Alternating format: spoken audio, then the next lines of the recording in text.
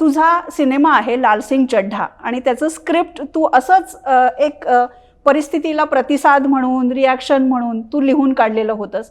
आणि त्याच्यामध्ये एक वाक्य आहे, ती आई लहान मुलाला म्हणते, बाहर मत जाना, बाहर मलेरिया फैला है.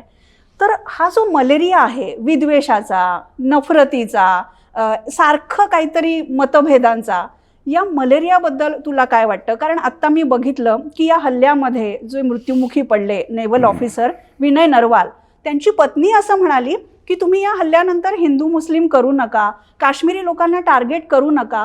तर तिच्याबद्दल अतिशय असभ्य भाषेमध्ये मेसेज लिहिले गेले, ट्रोल केलं गेलं. आणि हे जेव्हा आपण सगळ्यांनी पाहिलं तेव्हा आपण कुठल्या थराला पोचलोय याची जाणीव झाली. इतकं सगळं विद्वेषाचं वातावरण असताना तू स्वतःला शांत कसं ठेवतोस?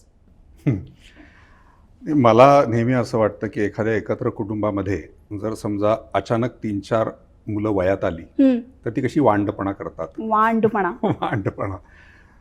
तर तसं मला असं वाटतं आपल्या देशाचं आत्ता असं हे आहे की जरा वांडपणा आपला वाढलाय.